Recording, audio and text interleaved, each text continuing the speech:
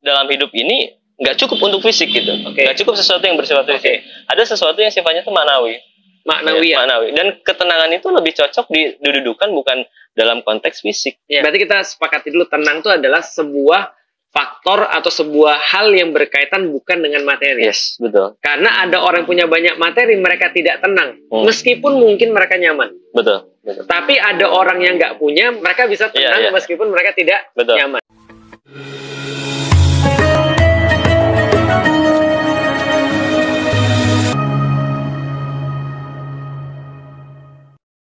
Ya, assalamualaikum warahmatullahi wabarakatuh. Waalaikumsalam warahmatullahi wabarakatuh. Kembali lagi di channel saya ya. Saya selamat datang. Ya. Ini di tempat perosotan anak saya. Oh gitu. Iya, aku ingatnya ini kemarin becek. Sekarang sudah pakai sintetis ya. Terpaksa. Alhamdulillah. Dan ini sangat natural ya. Eksposurnya natural dari cahaya matahari. Jadi tiba-tiba nanti kita semakin glowing, jangan heran ya. Ini nggak natural nih. Ini ada asap-asap. Ini tiba-tiba. Tapi kalau asapnya ke bawah berarti ini dingin. Ya. Dan di luar ada suara-suara natural. Betul. Suara-suara orang lalu lalang ya. Iya. Antum tenang tinggal di sini. Tenang itu salah pemaknaan. Kan ini kan tenang di rumah. Ini kan rumah antum. Antum tenang nggak? Alhamdulillah Ustaz. Tenang. Sampai saat ini alhamdulillah. Ya. Apa beda antara tenang sama nyaman?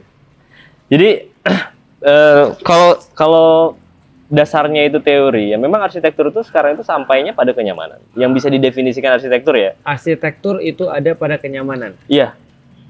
Jadi bahkan menjadi satu bahasan khusus ya. Ada thermal comfort. Jadi kenyamanan thermal. Yang antum bilang kemarin adalah salah satu penelitian. Betul.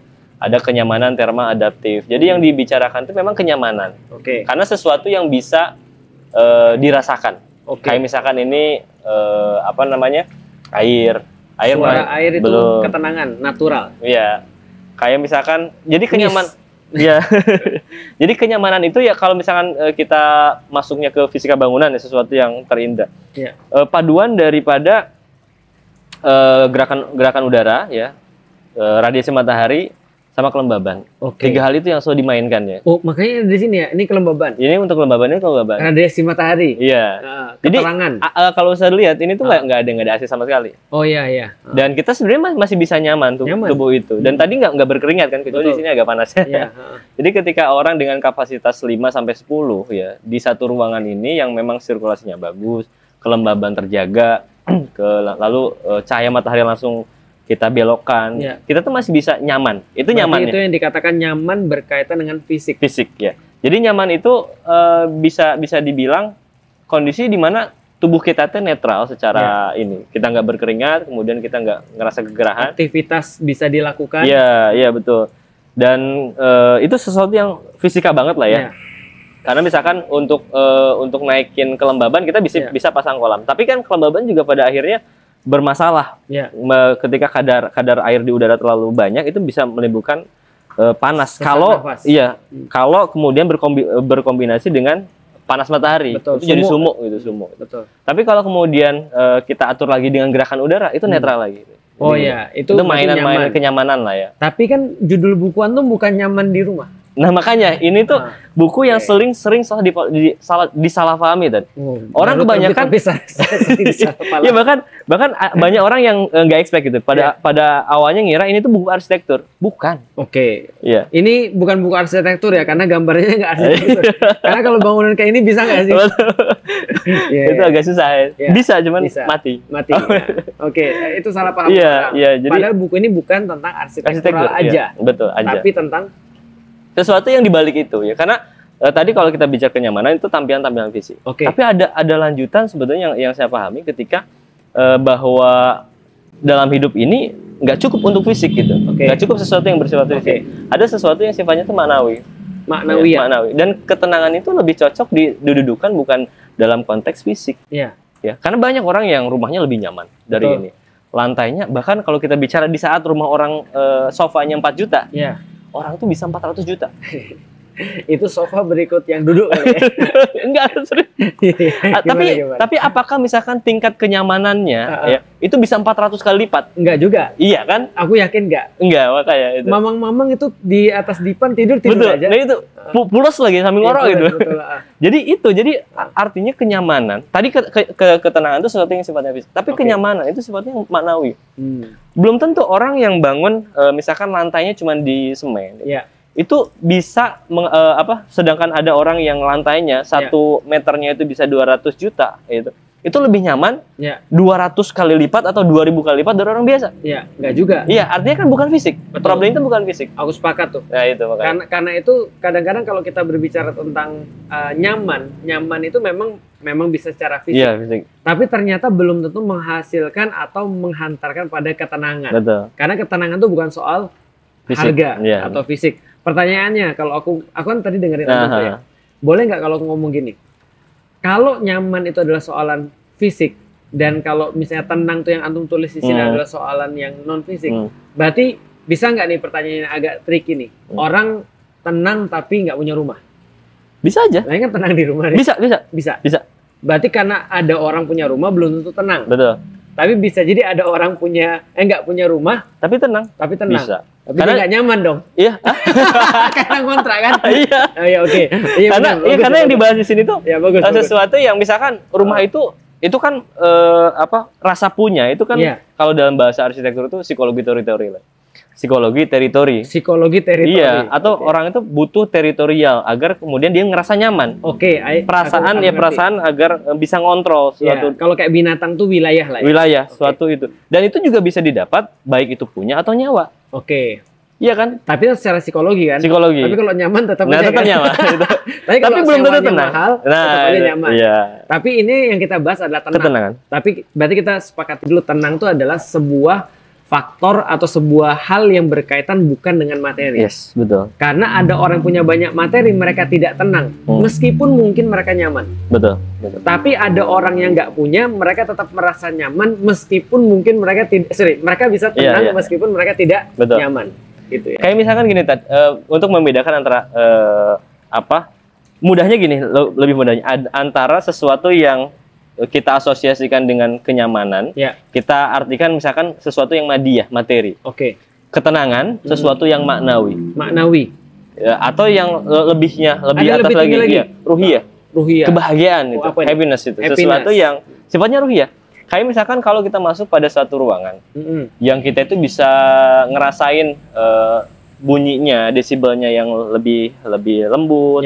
Kemudian ambience lampunya yang lebih enak, nyaman. Itu kan kita ngerasa nyaman. Ya. Itu kemudian perasaan itu disebut kenyamanan fisik. Tapi ada juga kita bisa ngerasa nyaman juga. Tapi pada saat itu kita lampunya bagus, ruangannya dingin, cahayanya remang-remang, kita merasa nyaman. Tapi di saat itu kita lagi punya masalah. Nah itu berarti nggak tenang. Tapi kalau kita bebas masalah juga, kita tenang. Tapi belum tentu kita bahagia. Ya, itu betul. Kalau gitu bahagia ini level up. Kenapa tuh nggak tulis bahagia di rumah? Karena memang tujuannya itu untuk ngarahin ke yang lain. Oh, berarti buku kedua nih bahagia di rumah ya? Amin. Atau bahagia di surga? Amin. Berarti tenang adalah konsep metafisik sebenarnya. Konsep metafisik itu. Pertanyaannya, arsitek zaman sekarang menurut Antum kenapa cuma mengakses kenyamanan? Bukankah mereka juga pengen agar orang tuh tenang juga? Karena itu sesuatu yang pertama ya, kita itu kan diajarkan dari lembaga di instansi kita itu tidak membahas hal-hal yang sifatnya metafisik ya. Tidak mengkonekkan itu ke sana gitu. Oh gitu. Iya. Karena yang dibicarain kalau misalnya bicara arsitektur apa fungsi, ya, kemudian estetika, bentuk, kemudian bicara material, adapun bahasan yang sifatnya ketenangan ada di namanya psikologi arsitektur perilaku ada. Cuman yang diamati kan sesuatu yang kalau secara pandangan saya itu behavioristik gitu. Ya, perilaku yang teramati gitu. Tapi masalah ini kan susah dibawanya di bangku itu, di bangku kuliah. Itu butuh sesuatu pandangan yang lebih dalam. Terus keresahan Antum kenapa nulis buku ini? Emang berarti selama ini arsitektur yang Antum lihat misalnya, atau yang minimal ya kita nggak bisa bilang arsitektur semua lah, tapi yang terjadi di depan mata kita sekarang nih, apa sih yang Antum lihat kecenderungannya? Iya, kalau aku tuh ngelihat sesuatu yang bukan arsitektur ya, kegelisahan itu bukan terhadap arsitek, tapi terhadap apa yang sering kita temui hari ini terkait dengan rumah. Iya. Jadi seolah-olah sekarang itu orang sepakat mengasosiasikan kebahagiaan, kemudian ketenangan, kenyamanan pada sesuatu yang sifatnya itu indrawi, jasmani. Itu aja sebetulnya. Berarti mereka salah mengartikan bahwasannya tenang sama nyaman. Iya. Oke. Itu. Dan itu kan dimafhumi oleh banyak orang. Bahkan standar kebahagiaan, standar kesuksesan itu semuanya itu kalau berkaitan dengan rumah itu pasti sesuatu yang sifatnya fisik gitu. Oh, aku ingat. Kadang-kadang kalau orang-orang di kampung tuh suka bilang begini, "Hah, kamu mau pergi umroh? Ya. Emang kamu udah punya rumah?" Iya. Nah, itu. Kamu pergi haji, rumah aja belum punya. Iya. Oh, berarti kayak gitu ya? Iya. Berarti rumah ini adalah seolah-olah mendahului semuanya. Betul. Dan akhirnya mereka bertitik pada melihat rumah tuh sekedar daripada kepuasan indrawi. Betul. Itu secara menurut antum ya, secara konsep tenang di rumah ini problemnya ada di mana? Problemnya cara pandang kita yang kemudian salah mengartikan bahwa kenyamanan, ketenangan, kebahagiaan itu bisa didapat dengan sesuatu yang indrawi. Tapi boleh nggak sih kita punya rumah yang bagus gitu, maksudnya secara pandangan antum? Boleh. Kalau Ustaz gimana? Iya. Terus berarti problemnya bukan sekali lagi ya? Iya. Karena tenang di rumah ini adalah membahas tentang masalah emosional, tentang masalah maknawi. Iya. Berarti sekali lagi mengaitkan dengan materi itu pasti salah.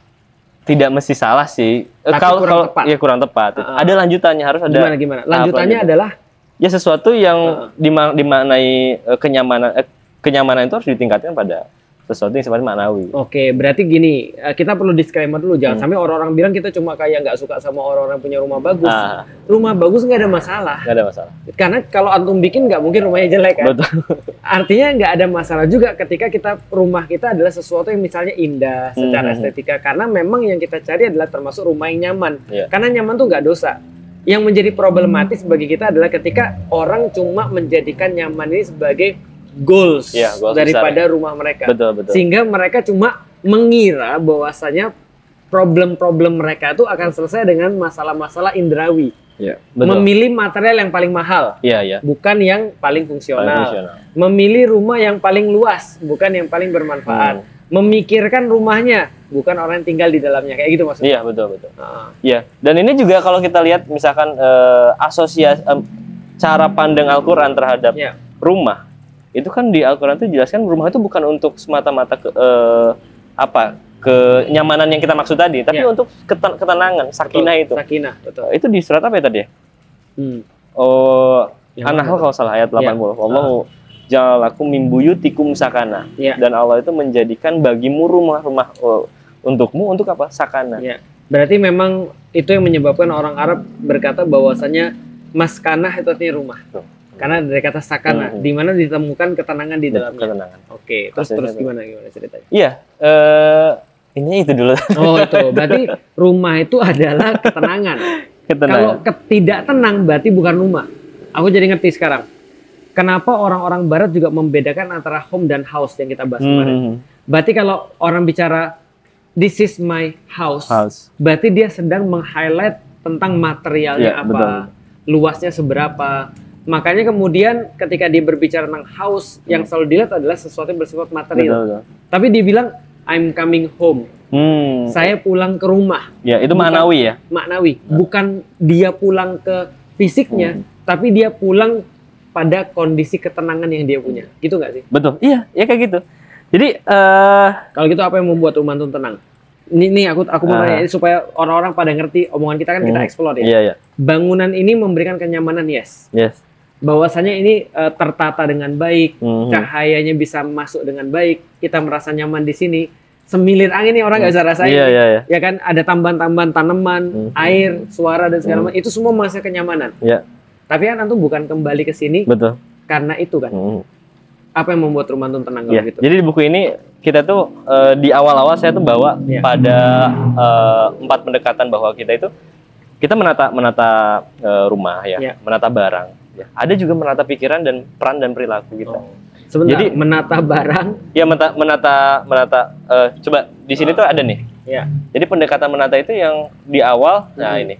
Menata pikiran. Yang pertama itu memang ini menata pikiran. Kemudian menata ruangan, menata barang. Karena ketenangan bukan masalah fisik. Maka yang pertama menata pikiran. Tapi ada menata ruangan.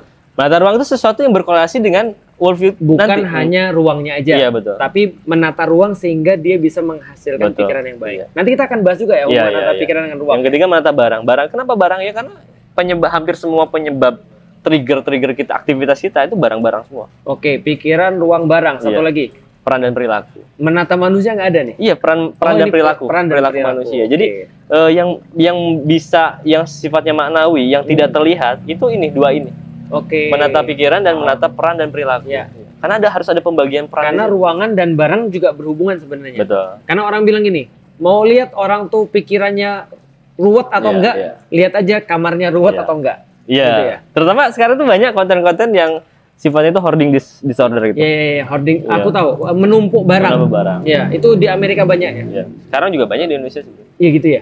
Karena itu aku baru baca quotes kemarin. Kata gini, ini tapi salah ya, tapi salah cara pandangnya, tapi aku senang maknanya. Iya. Jadi gini, setiap barang-barang mati itu menyerap energi barang-barang hidup. Oke. Kata dia. Jadi maksudnya barang-barang tidak berguna itu menyerap energi barang-barang hidup. Ya itu mungkin menyederhanakan hal ya. Decluttering sih sebenarnya. Iya. Jadi jangan numpuk barang-barang di gudang karena itu menyerap energi hidupmu. Aku pikir ya juga sih, karena kalau kita ngelihat ruang itu ternyata tidak hanya isinya, tapi ruang kosong itu juga memberikan sebuah efek. Betul. Ya kayak orang baca tulisan aja. Lu pernah lihat PPT orang-orang tua nggak sih? Tahu, yang layarnya bisa kotak, bukan yang kotak 4/3 tulisan semua. Iya. Dan semakin banyak tulisan semakin bagus PPT-nya. Dan lu pernah lihat nggak PPT anak-anak muda? Gambar nggak ada tulisan bahkan kadang-kadang cuma ruang kosong terus dikasih titik di tengah tes. Atau segera. Betul. Nah, itu kan ruang memberikan sebuah. Jadi yang menempati itu termasuk yang menempati adalah ruang kosong itu juga menempati. Gimana cara ngomongnya? Kehampaan itu juga merupakan barang.